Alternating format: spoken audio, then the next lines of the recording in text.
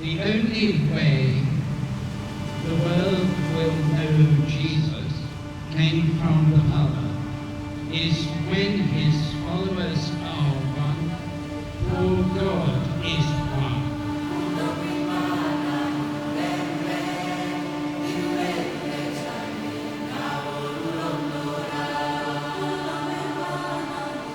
Sentiamoci uniti tra noi, come un'unica famiglia, e sentiamoci incaricati di pregare per tutti. Nelle nostre parrocchie, chiese, assemblee di culto di lode, preghiamo assieme e concordi perché il South Sudan, come il popolo di Dio nella Scrittura, raggiunga la terra promessa. We are visiting your country to emphasize our commitment with you to peace in South Sudan.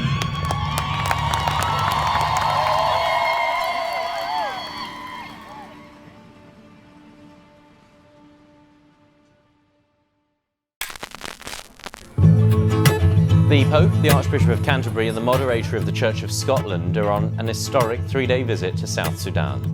They've called it a pilgrimage of peace to the country where more than 400,000 people have been killed in violence since independence 12 years ago. The head of the Catholic Church will be joined by his Anglican and Scottish Presbyterian counterparts in a country struggling with war, poverty and floods. Hours before he arrived, at least 20 people were killed in intercommunal violence, according to the information minister. He has called this trip a pilgrimage of peace. The Pope is honouring a promise to visit South Sudan that he made in 2019 when, in a dramatic peace gesture, he kissed the feet of the country's rival leaders at the Vatican. Just outside the city of Juba, a caravan approaches. For 9 days, they have been on the road. A few kilometers away, the entire capital was brimming with excitement. Ravaged by a bloody 5-year civil war, the predominantly Christian nation is still in the midst of a political transition.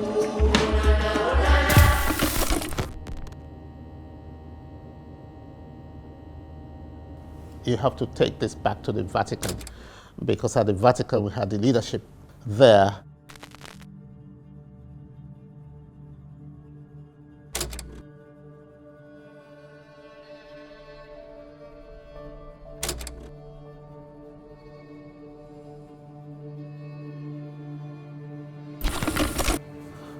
I came to South Sudan 2013, and I was sent by Archbishop Justin. He felt I should go and see what the church could do to assist in a journey towards peace. It led to quite a bit of appetite to see what we could do as church, to get even the leadership to shake hands across the line of I don't want to say war, but disagreement. Well, first, the UN's said that its mission in DR Congo helped with the extraction of South Sudan's Vice President Riek Machar. Now, he led a 2-year rebellion against his rival, President Salva Kiir. The whole region and South Sudan's international sponsors, the great powers, are waiting essentially to find out what will happen. Will Dr. Machar return to Juba? When will he return to Juba? What are the conditions attached to that? I spoke with the president, and I said the Archbishop would like you to speak and shake hands with your opponents. And I mentioned Riek by name.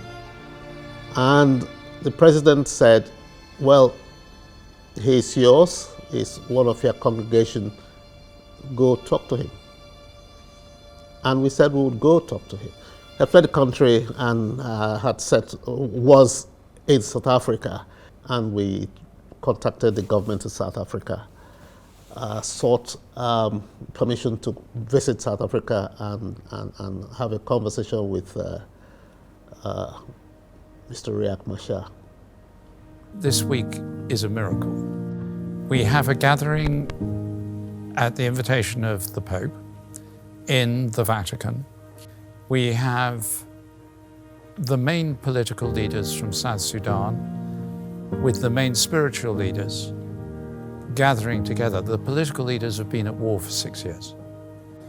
Let's now shift our attention to another big story where in a dramatic gesture the Pope has kissed the feet of South Sudan's former warring leaders as he's urged them to not return to a civil war.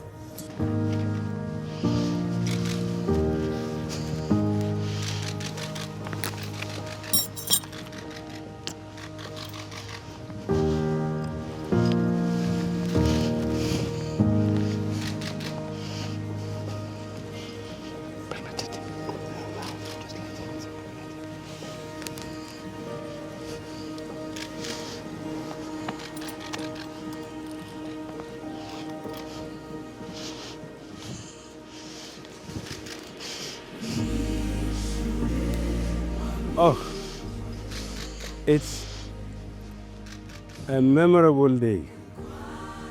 A day that one did not expect to happen. And for 2 consecutive days that we have been praying and meditating in the Vatican, and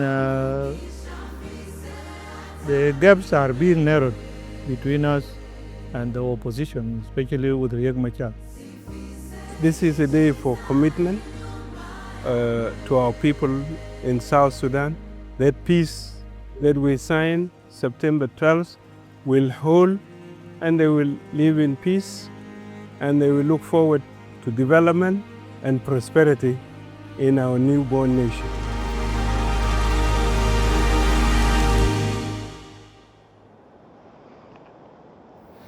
It was unbelievably moving, and hearts and minds were changed. But then there was COVID, and a lot of the momentum dropped away. So what we're doing in this pilgrimage is going there to say, we beg you, get this done. Hear the cry of your people. Hear the cry of the ground soaked in blood, soaked in suffering. Hear that cry and meet its needs.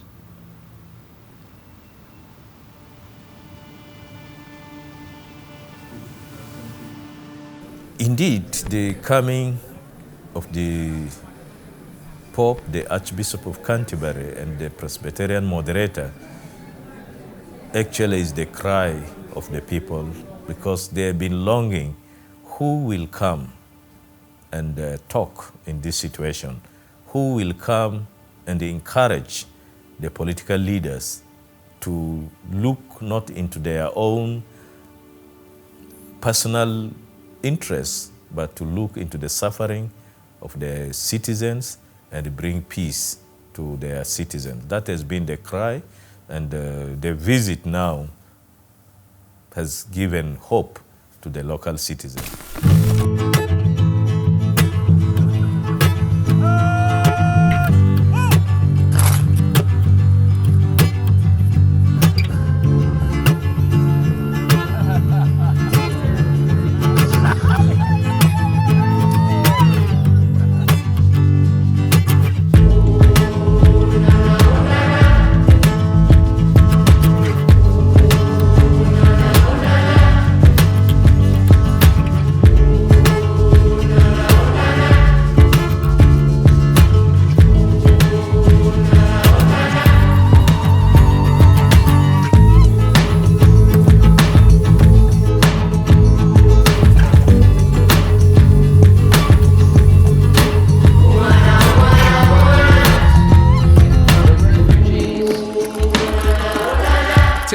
Thousands welcomed Pope Francis as he arrived in South Sudan on Friday for an unprecedented joint pilgrimage of peace. So you have this unprecedented situation of 3 churchmen from 3 different Christian denominations traveling to the country, a country that is predominantly Christian, to plead to the leaders of the country to follow through on that peace process. And the major issue is, of course, to push for the current peace deal implementation, which is very slow because by now we should have had elections, we should have had a new government in place. There's obviously a tough message I think they want to deliver to the leaders as well after this very powerful kissing of the feet that the Pope did, which kind of shocked the world. They were welcomed by President Salva Kiir at his presidential palace. In a speech to leaders, the 86-year-old Pope made an impassioned plea for peace.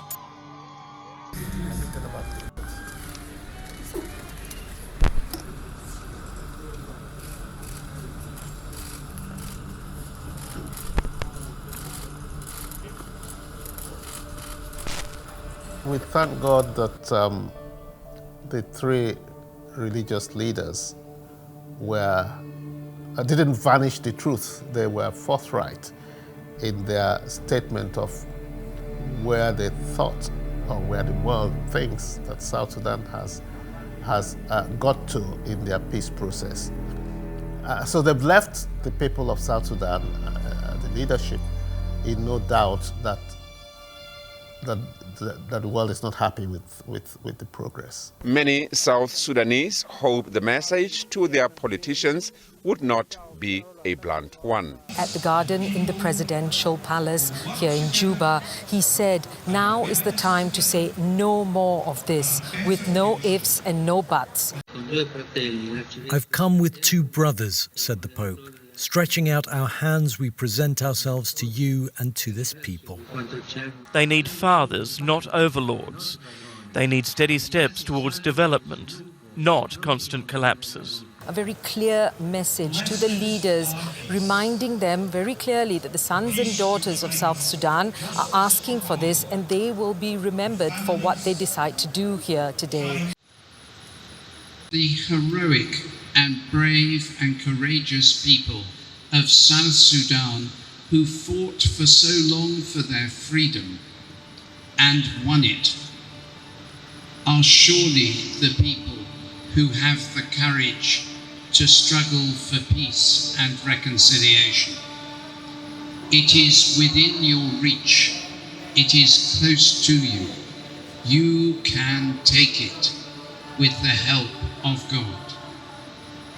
And I pray most that the prayer that was sung to me this afternoon by a group of primary school children may be answered. They sang, "No more corruption. We want peace in South Sudan. Give us peace in South Sudan." Your Holiness, Excellencies, I am officially announcing the lifting of the suspension of the Rome peace talks with the holdout groups. I hope that my brothers from the non-signatories reciprocate this gesture and engage with us honestly to achieve an inclusive peace in our country.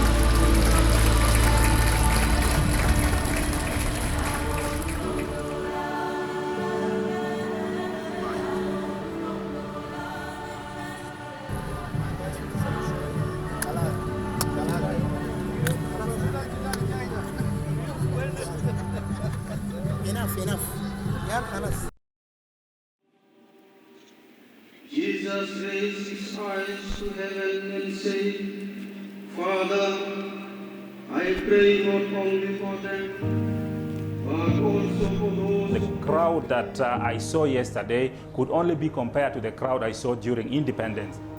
We're facing such hard times at the moment. There's so many places with food insecurity or famine. And you look at that and you think, what can change this? But if the global church works together for peace, calls for peace, prays for peace, acts for peace, we can change things. And this visit is prompting me to think that when we come together in love for one another, things change. We need peace because for a long time ago we have been in war, fighting, so there is innocent people, there is blood flowing in South Sudan. We need peace for the welfare of the children of South Sudan. With prayer, anything is possible. Amen. We believe that. No political leader in this country could rally 70,000 people willingly, walking during the night, no sleeping for 2 days to attend a spiritual event. We are visiting your country to emphasize our commitment with you to peace in South Sudan, and to encourage and stand in solidarity with you, our brothers and sisters, the people who are still unnecessarily suffering profoundly from the effects of violence, floods, and famine. Thousands came just to say, God, thank you that you have not forgotten us. God, thank you for hearing our prayers. Nobody talked about which tribe will enter the John Garang mausoleum. No, people will come from all languages, from all corners, different tribes. Being a Christian draws us into the fellowship of believers. It does not matter that we're from different countries, different tribes, different churches. We were so overjoyed to see our leader encouraging us and giving the message of hope. This visit has brought hope to the people, and a hope that we can be able to heal, we can be able to reconcile, and we can be able to live in peace.